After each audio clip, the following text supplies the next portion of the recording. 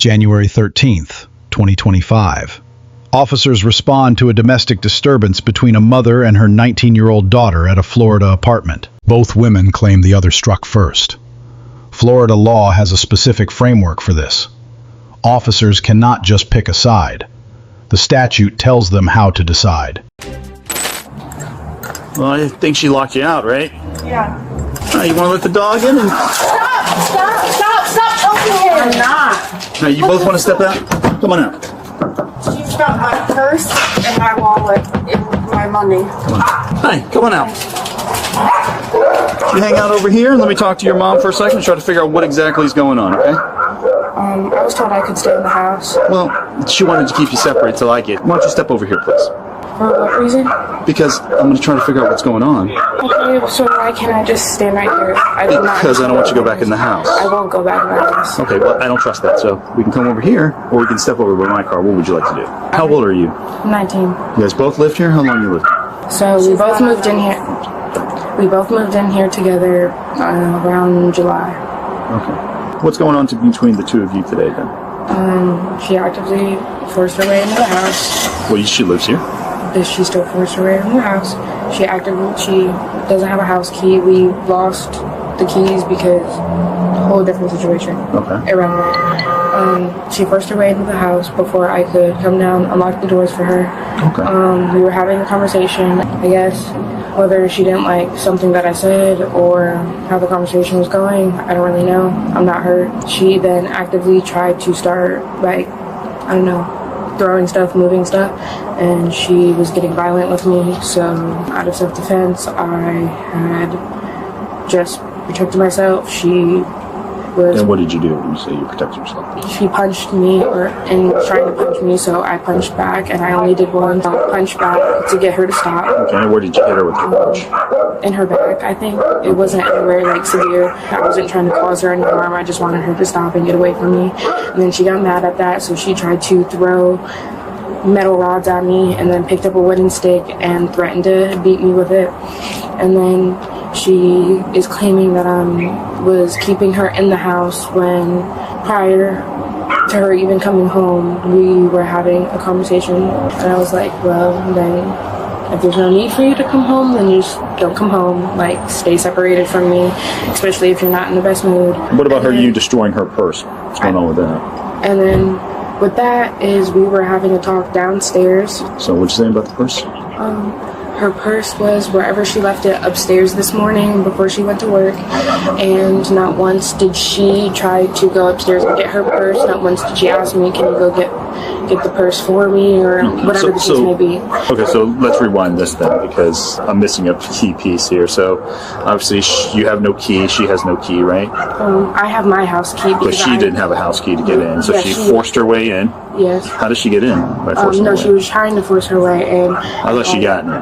Basically, the front door was locked, so she forced her way in through the back sliding glass door. Okay, so she got into the house. Yes. What escalated to her then becoming aggressive towards you? I guess this is neither something that's here nor there. It's not important. But when she's like, "Oh, we need to have a conversation," or "We need to have a conversation about something," or "We just actively need to have a talk," she escalates the situation in a negative way or poorly. Okay. So what tripped her off today then with the escalation? I don't necessarily know. All I know is that one thing I said something that she didn't like. And what was that? These are contexts. I really don't know. Because we were talking about... Were you upset that she got into the house through the slider door? No. Was she upset because she couldn't get through the house in the front door? What we were talking about has nothing to do with this situation. We were talking about my education. So then you guys are having a very civil, nice, friendly conversation from there on out? Yes, it was how we normally talk, simple as that. It's just when I must have said something, or I must have said it in a... That's what I'm trying to figure out. What did you say to her to get her... So something you said triggers her, and she obviously, you say, gets aggressive towards you? Did she physically strike you and hit you in your body? Yes. Where? I don't really remember. I really don't. The only thing I can 1,000% tell you is that I do remember, because it did happen. She came at me. She didn't like that. That when she came at me, I protected myself in self-defense. She got punched mad her in the back. back? Yes. And she got mad But at with that. this side of you? I'm sorry, say that last What was part she again? doing to you to cause you to defend yourself? She was coming at me. She was attacking me. Like coming at you, like physically making contact with you, Yes. or walking towards you? No, like physically, trying to cause harm to my person. My mom was on the ground when she picked up the metal rods and was throwing them at me, with, and then picked up the wooden stick to try and beat me with it. Okay. Was this before or after you punched her? This is after. After. Okay. And then, Did you do anything when she called 911? no, I actively told her before she even got connected. I was like, if you're doing this out of anger, like, you need to stop trying to call the cops just because you're upset, because it's a serious thing to call the cops, Sure. especially on somebody. Let me to just 22. go upstairs. I went upstairs. I shut Okay. the door into the bedroom. And then you called us? No, I was just sitting there twice. She refused to remove herself from the room after I was telling her to leave the room. And she was like, she's holding my purse hostage. She's not letting me leave the house. I was like, that's not true. Okay. So you never touched her purse? Did you take anything out of her purse? And She says you were destroying her purse? no. Why did you pick up the phone and throw it outside? Let me... Obviously, your story is very scattered, right? So let me see if I can fill in some of the blocks. I'm going to talk to your mom for a second, okay? Do me a big favor. Please don't go inside your house. Corporal May's going to stand by with you, and then I'll be right back. Could you give me her info real quick? Trying to straighten it out, thanks. What's going on? I came home. Okay. Where are you coming from? Work or? Yeah, so we were arguing back and forth on the phone. On the phone? What were you guys arguing about? Because we have to move out, and No, why you have to move out? Is it because the my lease? husband passed away 6 months ago, and I can't afford the rent here. I'm working two jobs. Are they pushing you for the eviction, or are you just kind of preemptively saying you have to leave because you can't afford the rent? Like literally the very last one. Good afternoon, Penny. I spoke with Sean this morning. Who's Sean? He wants the rent caught up by Wednesday. He wants me starting the eviction process Thursday morning. So it's not something that I'm making up. Sure. So you guys are obviously under stress because of this. I have other things going on. Does she work? No. Okay. So you're coming home from work. You sent her this. Well, I didn't send her that. I was talking with her on the phone, and she got disrespectful, and I hung up. And talk about the rent money. This is how she talks to me. No, pick up the phone because you don't get to sit. I'm not going this. I'll talk to you when I get home. No, pick up the phone. I'm trying not to sit do here this one constantly drive. talk over me, so I don't get to talk. Everything up in my face. Because we have to move out, and she doesn't want to. Okay, so I'm That's trying part to of piece it. together. I'm sorry. Yeah, no, I feel like I'm pulling. There's a whole bunch of family I get it. issues. So she's between us. upset because. Right. When I got home, she had me locked out. Okay, so and then she. So she opened the door, and I pushed my way in the house. Yes, I did. We were standing there talking. She wanted to call me all kind of things she's out of my mad at name. you because. All this stuff for 6 months. It's been rough since her father died. I get it. I work a lot. I'm not here a lot. Whenever I have something that she doesn't like or doesn't want to hear, or it's not going her way, then there's a problem. And then when she escalates to the point to where we're name calling and it's screaming and yelling, and I decide, okay, I'm going to leave, and she won't let me leave the house. So I tried to get out the back sliding door, and she pulled me, and I fell on my back, and that's when I threw things, and I did grab a stick, but I didn't hit her with it. I was trying to get away, so when she pulled my arm, I went like this and hit her. Okay. And then because of that, she punched me in my back. And, and so let me rewind all of this. I forgot my purse when I went to work. I coming home because I have bills to pay because I'm behind on things, and I need my purse. It has money in it. It has my wallet, my driver's license, and everything. She's holding it hostage. She won't let me have it. I see. Okay. She's going all around the house. So you don't know where it's at, but she has it. It was in my room because she's in my room instead of her own room. And you're trying to get your purse. And I just wanted to leave because we were fighting. Okay. I stepped forward to go out the front, and she blocked me. I didn't put my hands on her. So I went to the back door. So she runs to the back door. I was trying to get out, and she yanked me by the back of my shirt onto the floor. Was this before or after? Oh, yeah, I'm sorry. I'm going to lift up a little bit. Somewhat there. So there's something there. A little bit because I'm thin and the hardwood floor. So at one point you got pulled down to the floor, and then you tried to go and then she pulled your arm again, and it kind of you swung back and hit her, and then she punched me in the back, and then I called the cops. After I was on the phone with the police, because she was running around the house with my purse, and she was sitting on the bed, and I went to walk over, and she kicked me in the stomach. I didn't touch her then. I was going to reach my purse. Yes. With the police? Yeah. Penny, I'm going to explain to you that she your blood daughter? Yes. months. Okay. It's a domestic related situation. I'm sure she's been arrested a few times for domestic batteries, right? No. Have you ever been arrested for domestics? No. So, given the history and everything like that, and obviously, has she ever been convicted of a battery? I don't know. No, we did community service. I actually did it with her for the one thing, and then... Okay. There's an element called false imprisonment, right? Which is basically preventing you from being able to get access to an area. That one's a heavier charge, but ultimately, do you want to press charges? I don't want to waste anybody's time. You're not. But I don't necessarily want her to have a record, but I want maybe you to explain the gravity of this to her and explain to her that this can't continue. Right. I'm going to explain to you. It's a domestic situation. It's a battery and a false imprisonment, but we have no control over that. So because of that incident, then we're responsible to go ahead and move through with arresting her and filing charges against her on your behalf. But the reason why I'm asking you is, do you want to continue to pursue charges with her? Yes or no? No. Okay. And so, unfortunately, we're going to have to take her into custody for the domestic stuff.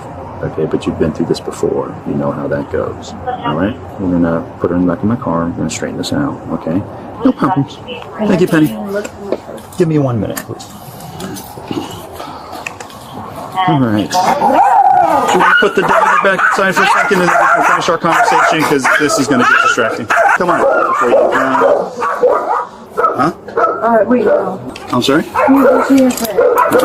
Alright, it's obviously going to be for a battery, and based on what your mom was telling me, some false imprisonment. Alright, come on through the car. We'll, I'm going to walk you through the parking lot. Seat. I want your headroom get in, okay? Perfect. So listen, real quick, I'm going to ask you one more thing for clarification. Obviously, you're under arrest for the battery and the false imprisonment, so you have the right to remain. False imprisonment in what sense? I'll explain. I'm sorry? Do you want to, understanding all those rights, do you want to answer any questions?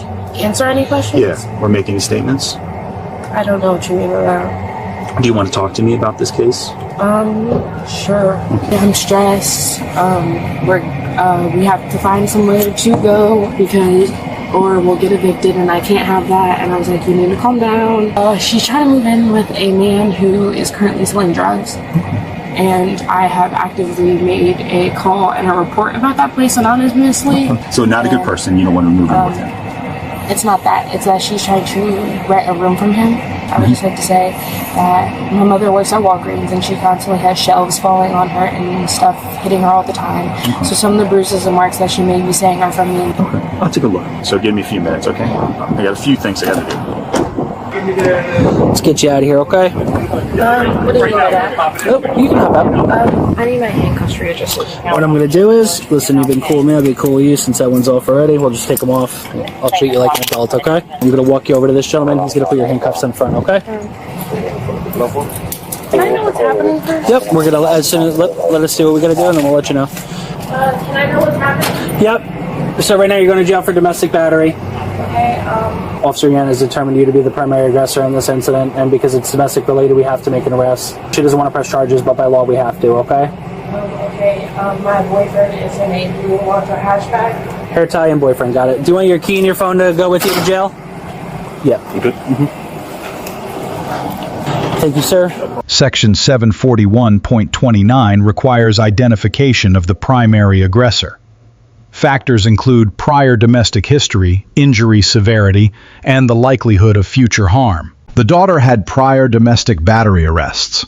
She admitted punching her mother in the back. Her account was vague, inconsistent, and the officer flagged it on the spot. She called it self-defense. Florida requires reasonable belief of imminent harm and proportional force. A punch to someone's back during a verbal confrontation does not clear that bar. The mother added a critical detail. Her daughter blocked both exits and pulled her to the floor when she tried to leave. That is not just aggressive behavior. That is false imprisonment under Section 787.02, forcibly restraining someone against their will, third-degree felony up to 5 years in state prison. The battery charge under Section 784.03 is a first-degree misdemeanor. Combined with the felony of family argument escalated into serious criminal exposure. The mother declined to press charges. Does not matter. Section 741.2901 mandates prompt prosecution in domestic cases. The state decides, not the victim. Officers read Miranda warnings after the arrest. The daughter waived her rights and talked. Every word from that point forward is admissible. No taking it back. At trial, this case runs into Crawford versus Washington. The mother's statements may be testimonial. If she refuses to testify, the state is left with Bodycam footage and the daughter's own admissions. Grades: Officer Yan, B+. Clean investigation.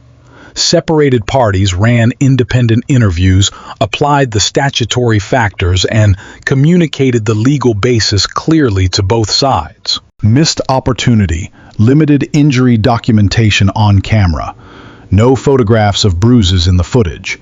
That evidence gap could hurt the prosecution. Olivia Aguilar-C admitted the strike gave a scattered account, never addressed the false imprisonment claim. Cooperated during arrest, but waived Miranda without a lawyer. Bad move on a felony. Penny Agola, B-. Consistent account, called 911 at the right time. Forcing entry through the back door was legal but escalatory. Declining prosecution risks enabling a cycle. Takeaways: do not talk to police without a lawyer after a domestic arrest. Olivia's own words built the case against her. Silence was the better option. Blocking someone from leaving a home is a felony in Florida. Not a misdemeanor, not a warning. Prison time. A victim saying drop the charges does not end a Florida domestic case. The state moves forward. Understand that before you dial 911. Self-defense needs specifics. What contact? Where on the body? What threat?